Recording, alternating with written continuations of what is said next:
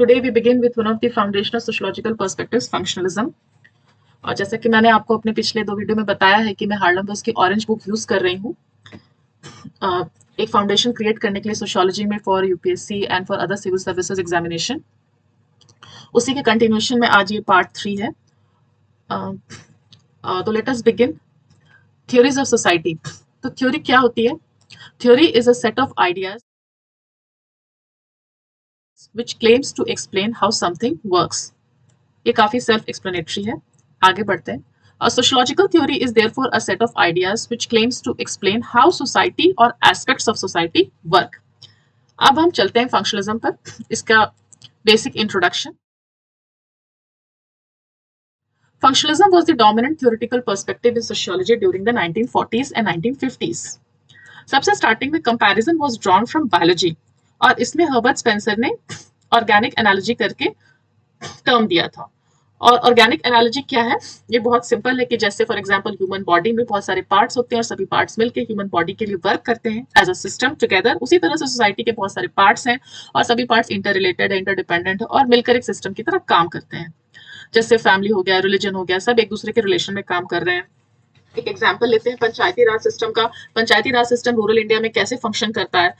It works in collaboration with other institutions जैसे कि family, local markets, religious institutions और मिलकर ये एक विलेज के सोशल ऑर्डर को मेंटेन करते हैं। Just like various organs of the body work together to keep the body alive. अब हम आगे बढ़ते हैं towards a very important concept in functionalism, structure. अब जब स्ट्रक्चर को समझना है तो स्ट्रक्चर के दो हिस्से को हम समझेंगे, social institutions and social relationships. Social structure को अगर एकदम फाउंडेशनल लेवल पे समझना है तो उसको हम social institutions plus social relationships के रूप में देख सकते हैं। अब सबसे पहले हम समझते हैं सोशल इंस्टीट्यूशन क्या है। सोशल इंस्टीट्यूशन में आ जाएंगे family, economy, education institutions, political system, ये सब है पार्ट्स ऑफ सोसाइटी। और ये पार्ट्स ऑफ सोसाइटी कैसे वर्क करते हैं? They are made up of interconnected roles और इंटर रिलेटेड नॉर्म्स। अब हमने इसको नाम दिया है फ्रेमवर्क। जैसे ये सोशल इंस्टीट्यूशन है फैमिली का, तो फैमिली का एक फ्रेमवर्क, एक ढांचा है। उस ढांचे के अंदर में बहुत सारे फैमिली के मेंबर्स हैं। जैसे मैंने आपको अपने पिछले वीडियो में बताया था कि all members of society occupy a number of social positions known as statuses. और स्टेटस कैसे होते हैं? दो टाइप के, अचीव्ड एंड अस्क्राइब्ड।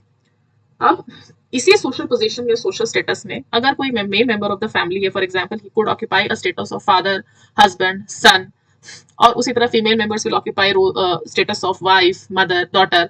तो ये सभी जो आपस में इंटरैक्ट कर रहे हैं, ये कैसे कर रहे हैं? Through roles and norms. अब रोल्स और नॉर्म्स में थोड़ा सा अंतर हो जाता है। क्या अंतर हो जाता है उसको समझते हैं कि roles are positions based expectations. जैसे कि हर सोशल पोजिशन, हर सोशल स्टेटस के साथ में एक रोल अटैच्ड है और उस रोल के साथ में कुछ नॉर्म्स भी अटैच्ड है। लेकिन थोड़ा सा यह नुआंस्ड अंतर है कि for example role of bride during marriage rituals. अब ये जो ब्राइड का रोल है, ये सिर्फ मैरिज रिचुअल जो ब्राइड को करना है वो सिर्फ ब्राइड ही कर सकती है। It is assigned to the social position of bride. लेकिन पूजा के दौरान अगर जूते उतार के खड़े होना है तो वो वहां पे उपस्थित सभी मेंबर्स को लागू होता है कि वो सभी लोग अपने जूते को उतार करके वहां पे पूजा करेंगे। तो it is the role is based on the specific social position, for example social position of bride। लेकिन जो ये नॉर्म है, ये बिहेवियर बेस्ड एक्सपेक्टेशन है जो सभी को कि जूते उतार के खड़े होना जहाँ पे पूजा हो रही है सबके ऊपर में एप्लीकेबल है। तो ये हो गया रोल्स एंड नॉर्म्स का थोड़ा सा डिफरेंस। और ये सब मेंबर्स जो है इसी रोल्स और नॉर्म्स के बेसिस पे एक दूसरे के साथ में इंटरेक्ट करते हैं। बट ये जो इंटरेक्शन है, ये सोशल रिलेशनशिप, इस फ्रेमवर्क के अंतर्गत जो सोशल रिलेशनशिप इनकी जीती जागती जो जिंदगी चल रही है वो किस टाइप से चलती है? तो फंक्शनलिज्म कहता है कि ये जो बिहेवियर है रैंडम नहीं है, ये पैटर्न है और रिकरेंट है। पैटर्न का मतलब ये है कि ये एक स्ट्रक्चर के विदिन है, ये रैंडम नहीं, एक स्ट्रक्चर है, ऑर्गेनाइज, एक तरीके से ऑर्गेनाइज किया हुआ है। और रिकरेंट का मतलब है कि बार बार रिपीट हो रहा है और कंसिस्टेंट है। जैसे कि example of touching the feet of elders, ये पैटर्न है। मतलब हमारे फैमिली में, आपकी फैमिली में, पास पड़ोस में जब भी कोई भी एल्डर्स हमारे यहाँ आते हैं या हम उनके यहाँ पे जाते हैं तो everybody touches the feet of elders to show respect to them.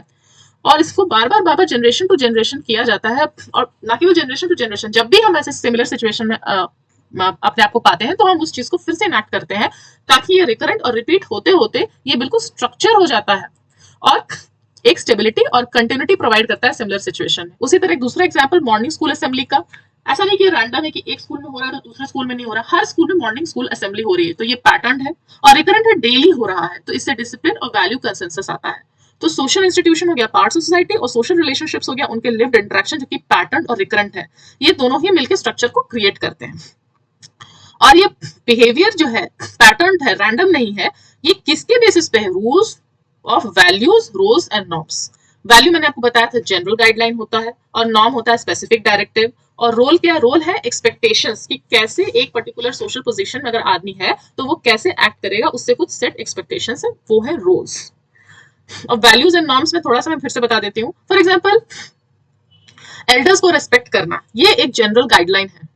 और स्पेसिफिक डायरेक्टिव कैसे रिस्पेक्ट देंगे? आप बहुत बहुत तरीके से रिस्पेक्ट दे सकते हैं, जैसे कि उनके आते के साथ उनको पैर छू के प्रणाम करना, या फिर जब वो बात कर रहे हो तो उनकी बात को काटना नहीं, उनकी बात को सुनना। तो इस तरह से तमाम चीजें हो सकती है जिससे कि आप उस वैल्यू को अडियर करें, उस वैल्यू को फॉलो करें। तो ये हो गया वैल्यू एंड नॉर्म्स। अब हमने स्ट्रक्चर देख लिया, ये बहुत इंपॉर्टेंट था। इसके बाद हम आते हैं कि फंक्शनलिज्म एक बहुत इंपॉर्टेंट क्वेश्चन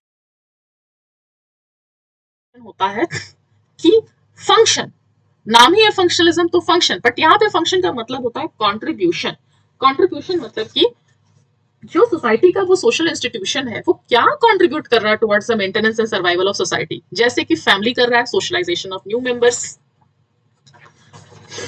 उसके बाद में हमको ये देखना होता है कि ये जो सोसाइटी के बहुत सारे पार्ट्स हैं, चाहे वो फैमिली हो या इकोनॉमिक सिस्टम हो, ये क्या चीज how are they arriving at, how the function of various parts of society is arrived at, कि किसका क्या फंक्शन है, कैसे उसको करना है, इसको हम अराइव कैसे करते हैं। तो इसको समझने के लिए कॉन्सेप्ट है बेसिक नीड्स या प्री रिक्विजिट्स। मतलब कि